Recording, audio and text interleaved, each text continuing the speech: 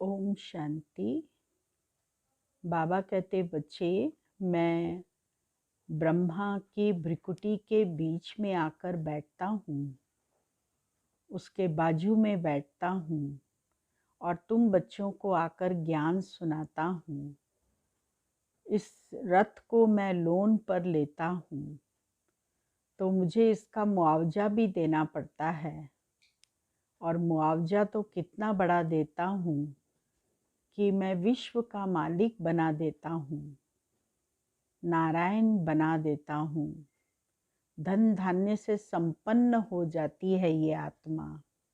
इसे किसी भी प्रकार का चिंतन नहीं चलता। इतना सुखी मैं आकर बनाता हूँ। ओम शांति। 26 तारीख की वाणी है। मीठे बच्चे, ब्रह्मा बाबा शिव बाबा का रथ है। दोनों का इकट्ठा पाठ चलता है। इसमें जरा भी संशय नहीं आना चाहिए। प्रश्न है, मनुष्य दुखों से छूटने के लिए कौन सी युक्ति रचते हैं जिसको महापाप कहा जाता है? उत्तर, मनुष्य जब दुखी होते हैं तो स्वयं को मारने के अनेक उपाय रचते हैं, जीव घात करने की सोचते हैं, समझते हैं इससे हम दुखों से छूट जाएंगे। परंतु इन जैसा महापाप और कोई नहीं। वह और ही दुखों में फंस जाते हैं, क्योंकि यह है ही अपार दुखों की दुनिया। ओम शांति।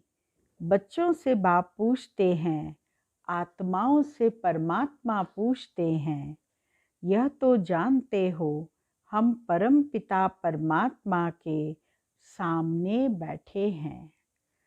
उनको अपना रथ तो है नहीं, यह तो निश्चय है ना। इस भ्रिकुटी के बीच में बाप का निवास स्थान है। बाप खुद कहते हैं, मैं इनकी भ्रिकुटी के बीच में बैठता हूँ, इनका शरीर लोन पर लेता हूँ। आत्मा भ्रिकुटी के बीच है तो बाप भी वहीं बैठते हैं। ब्रह्मा है तो शिव बाबा भी है। ब्रह्मा नहीं हो तो शिव बाबा बोलेंगे कैसे?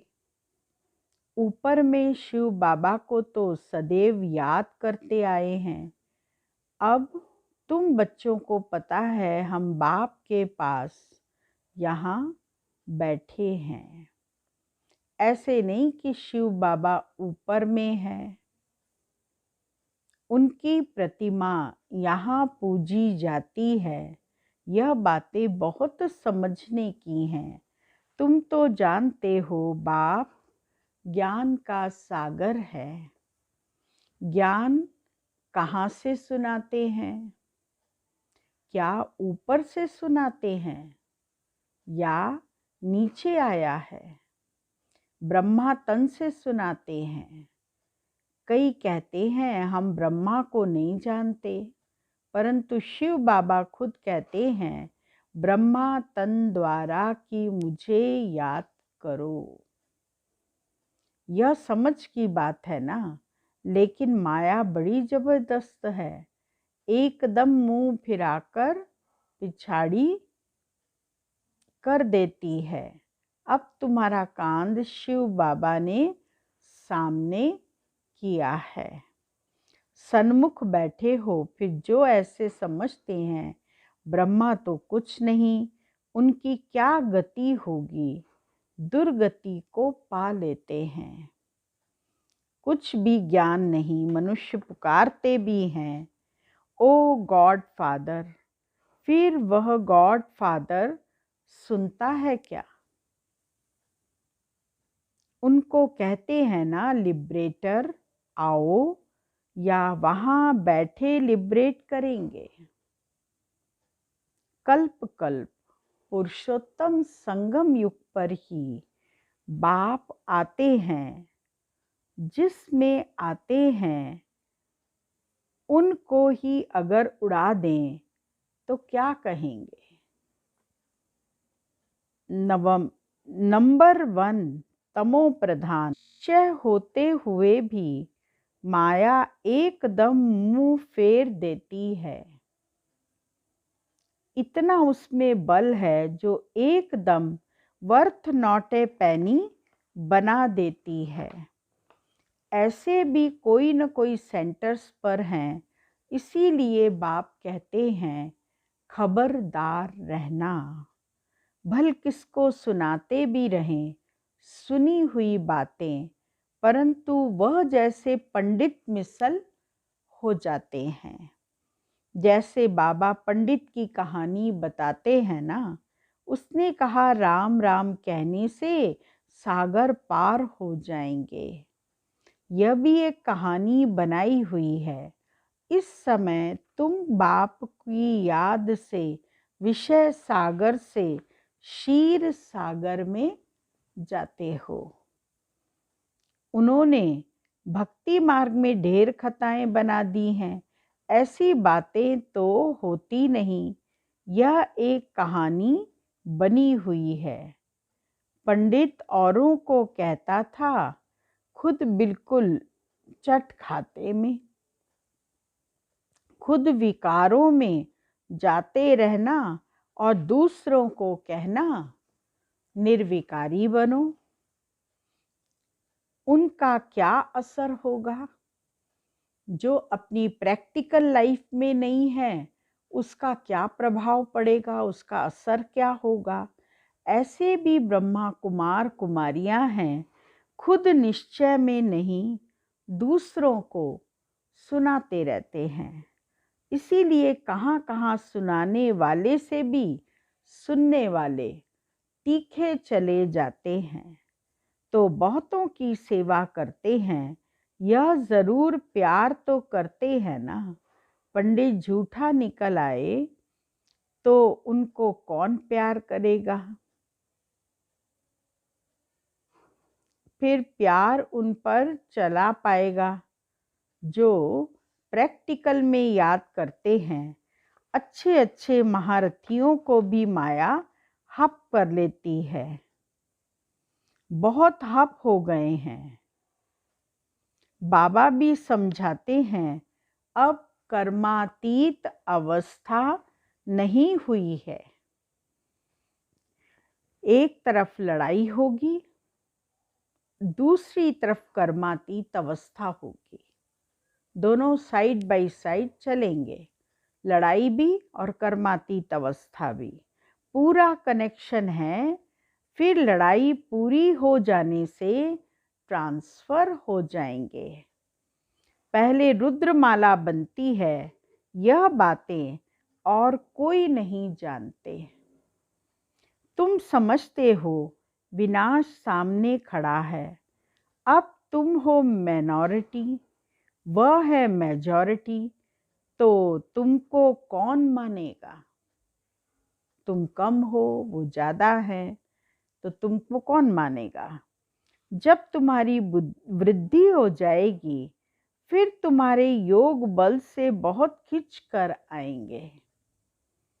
जितना तुमसे कट निकलती जाएगी, उतना बल भरता जाएगा। ऐसे नहीं, बाबा जानी जाननहार है।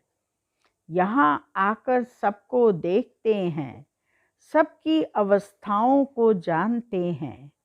बाप बच्चों की अवस्था को नहीं जानेंगे क्या? बाप है तो बच्चों की अवस्था को नहीं जानेंगे क्या? सब कुछ मालूम पड़ता है। इसमें अंतर्यामी की तो कोई बात ही नहीं। अभी तो कर्मातीत अवस्था हुई नहीं है। आसुरी बातचीत, चलन आदि सब प्रसिद्ध हो जाते हैं। तुम्हें तो दैवी चलन चलनी है।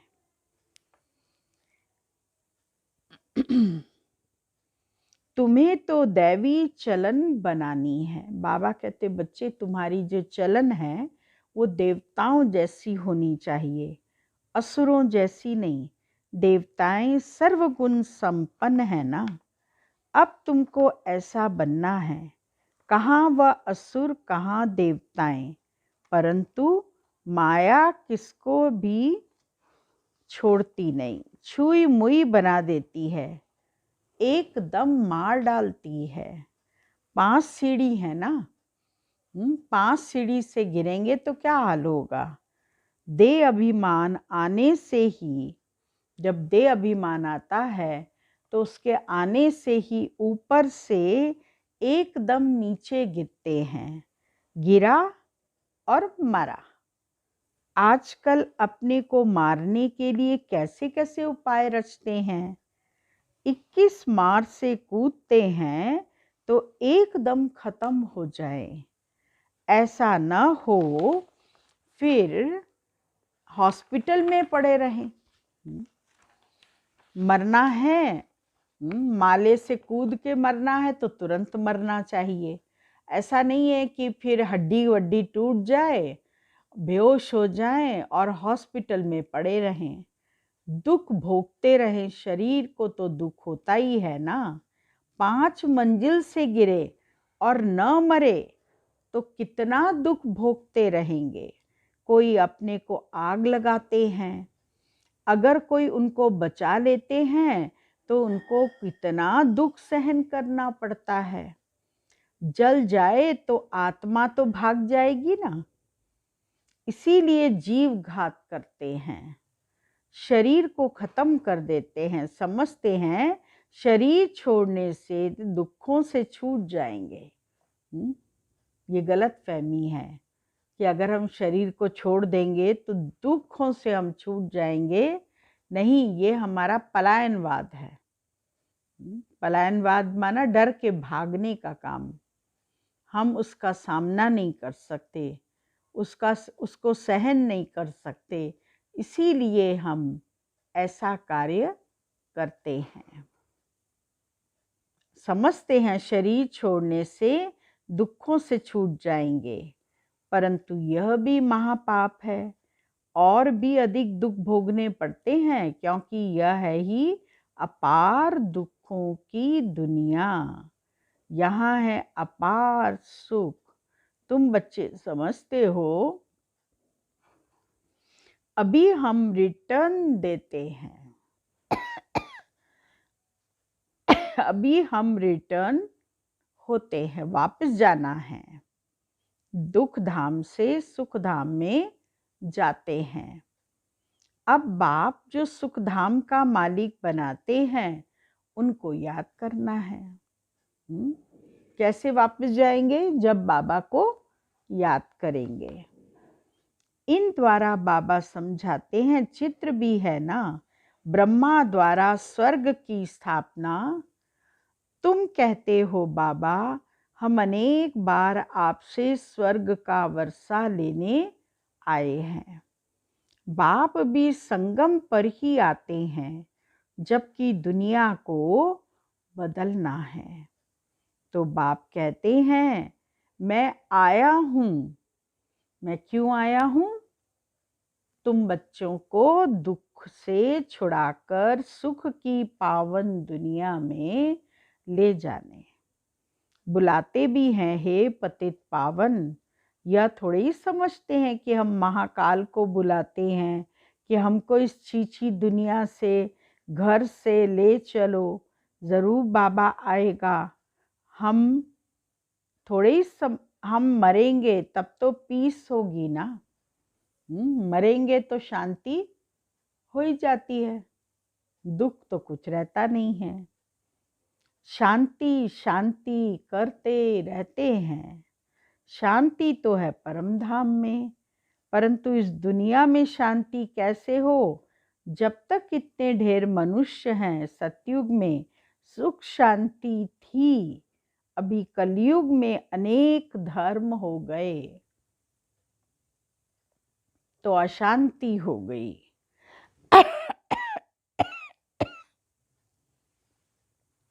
वह जब खत्म हो तब एक धर्म की स्थापना हो, तब तो सुख शांति हो ना।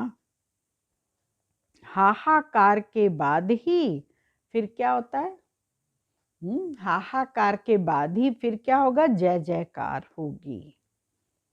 आगे चल देखना, मौत का बाजार कितना गर्म होता है। विनाश जरूर होना है, एक धर्म की स्थापना बाप आकर कराते हैं।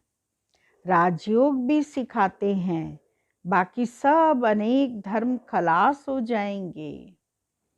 गीता में कुछ दिखाया नहीं है। 5 पांडव और कुत्ता हिमालय पर गल गए, फिर रिजल्ट क्या निकली? प्रलय दिखा दी है। जलमयी भल होती है, परंतु सारी दुनिया जलमयी हो नहीं सकती। भारत तो अविनाशी पवित्र खंड है, उसमें भी आबू सबसे पवित्र तीर्थ स्थान है, जहां बाप आकर तुम बच्चों के द्वारा सर्व की सद्गति करते हैं। दिल वाला मंदिर में कितना अच्छा यादगार है, कितना अर्थ सहित है, परंतु जिन्होंने बनाया है वह नहीं जानते हैं। फिर भी अच्छे समझू तो थे ना। द्वापर में जरूर अच्छे समझदार होंगे, कलयुग में होते हैं तमो प्रधान।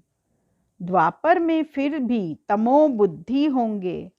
सब मंदिरों से यह उच्च है जहां तुम बैठे हो। अभी तुम देखते रहेंगे, विनाश में होलसेल मौत होगा। होलसेल भारी लड़ाई लगेगी, सब खत्म हो जाएंगे, बाकी एक खंड रहेगा। भारत बहुत छोटा होगा, बाकी सब खलास हो जाएंगे। स्वर्ग कितना छोटा होगा। अभी यह ज्ञान तुम्हारी बुद्धि में है। कोई को समझाने में भी देरी लगती है। यह है पुरुषोत्तम संगम युग। यहाँ कितने ढेर मनुष्य हैं और वहाँ कितने थोड़े मनुष्य होंगे, यह सब खत्म हो जाएंगे। वर्ल्ड की हिस्ट्री ज्योग्राफी रिपीट होगी शुरू से। जरूर स्वर्ग में रिपीट करेंगे, पिछाड़ी में तो नहीं आएंगे। ये ड्रामा का चक्र अनादि है जो फिरता ही रहता है। इस तरफ कलयुग, उस तरफ है सतयुग। हम संगम पर हैं, यह भी तुम समझते हो। आप आते हैं, बाप को रथ तो जरूर चाहिए ना, तो बाप समझाते हैं। अभी तुम घर जाते हो, फिर यह लक्ष्मी नारायण बनना है तो दैवी गुण भी धारण करने चाहिए। यह भी तुम बच्चों को समझाया जाता है। रावण राज्य और राम राज्य किसको कहा जाता है? पतित से पावन, फिर पावन से पतित कैसे बनते हैं?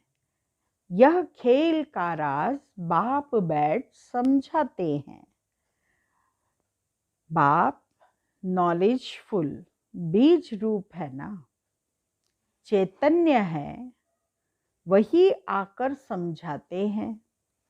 बाप ही कहेंगे सारे कल्प वृक्ष का राज समझा। इसमें क्या क्या होता है, तुमने इसमें कितना पार्ट बजाया है। आधा कल्प है दैवी राज्य, आधा कल्प है आसुरी राज्य। अच्छे अच्छे जो बच्चे हैं, उन्हों की बुद्धि में नॉलेज रहती है। बाप आप समान बनाते हैं ना। टीचर में भी नंबरवार होते हैं।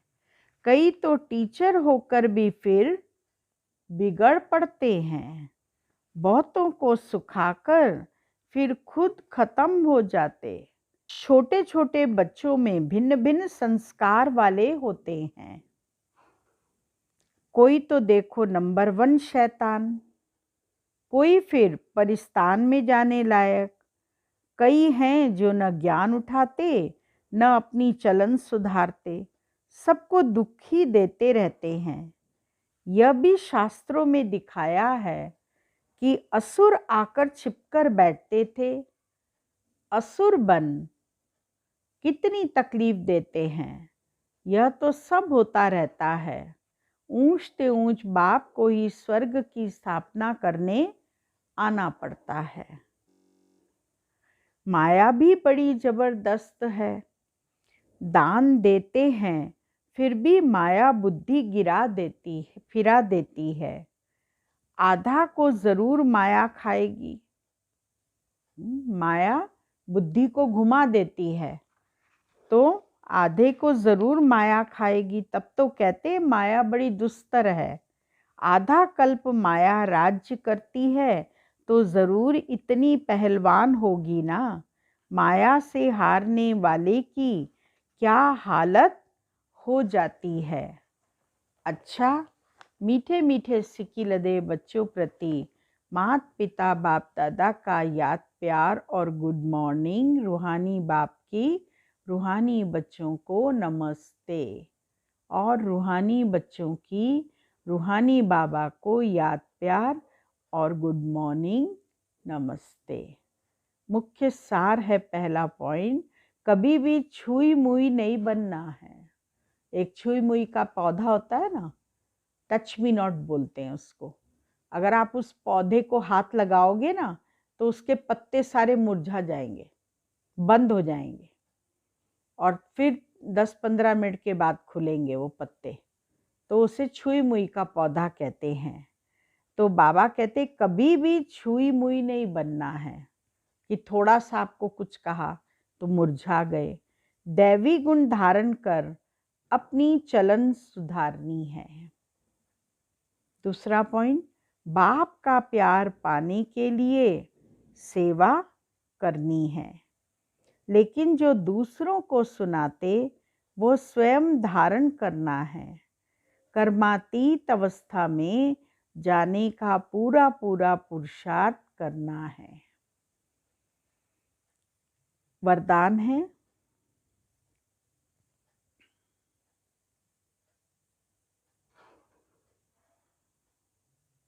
मेहनत और महानता के साथ रूहानियत का अनुभव कराने वाले शक्तिशाली सेवाधारी भव। जो भी आत्माएं आपके संपर्क में आती हैं उन्हें रूहानी शक्ति का अनुभव कराओ। ऐसी स्थूल और सूक्ष्म स्टेज बनाओ जिससे आने वाली आत्माएं अपने स्वरूप का और रूहानियत का अनुभव करें।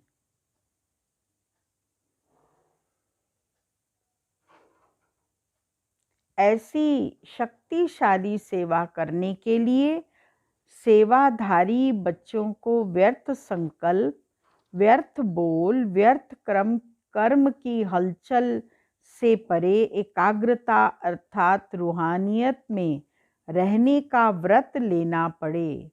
इसी व्रत से ज्ञान सूर्य का चमत्कार दिखला सकेंगे।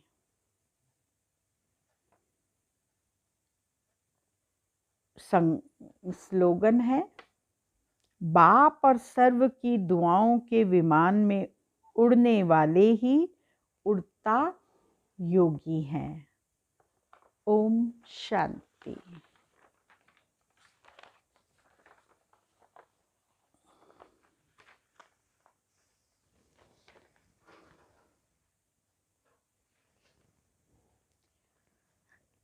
आज का स्वमान है, मैं उड़ती कला में उड़ने वाली आत्मा हूँ। अभ्यास एवं चिंतन, अब डबल लाइट बन दिव्य बुद्धि के विमान द्वारा सबसे ऊंची चोटी की स्थिति में स्थित हो विश्व की सर्व आत्माओं के प्रति लाइट और माइट की शुभ भावना और श्रेष्ठ कामना के सहयोग की लहर फैलाओ। आज गणतंत्र दिवस है। आप सबको गणतंत्र दिवस की बहुत बहुत शुभकामनाएं। हम अब भारतवर्ष में 2 दिवस मनाते हैं।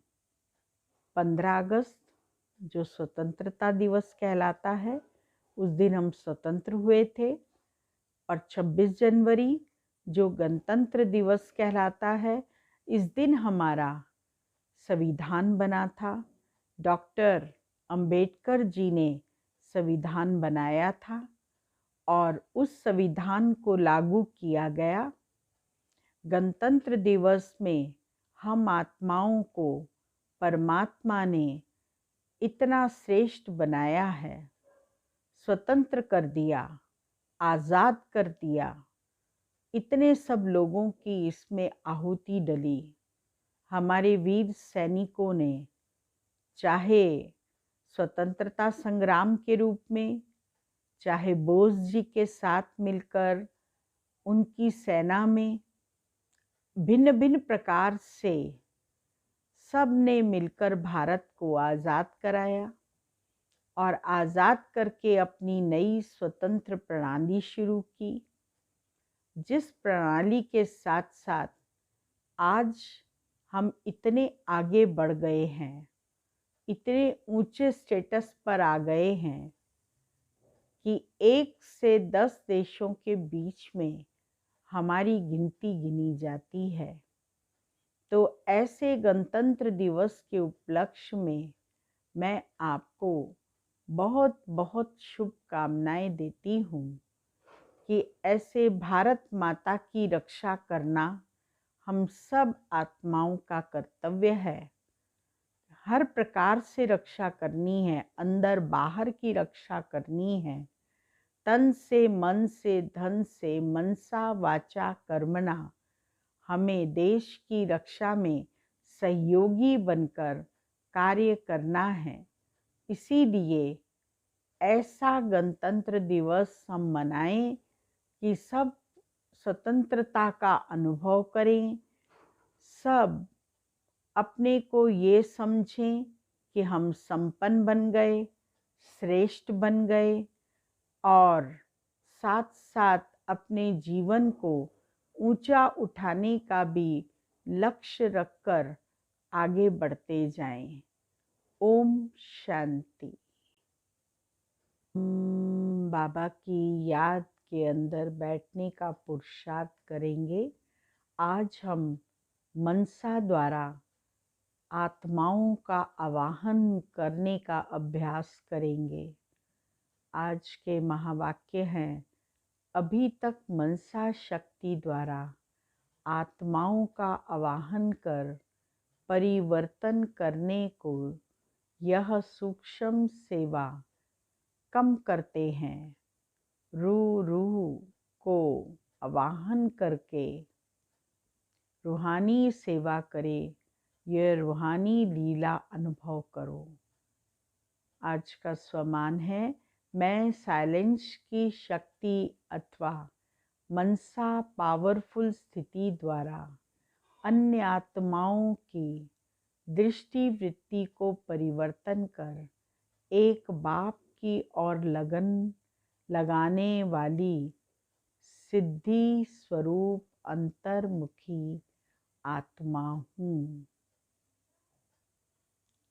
अब हम चलते हैं अपने वतन में, अपने बाबा के पास, आत्मा की स्मृति में रहते हुए बाबा की याद में बैठना है।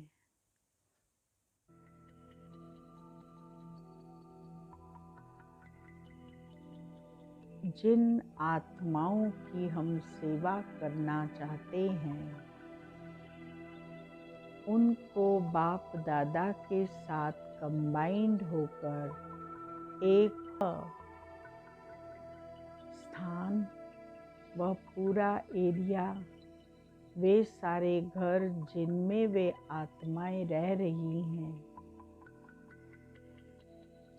उस पूरे एरिया को एक ओरे में लेकर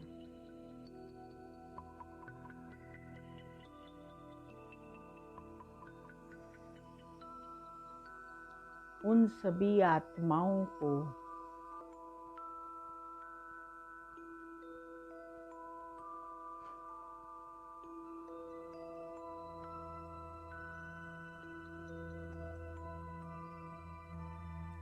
उनके नयन अगाध प्रेम और श्रद्धा से भरपूर छलक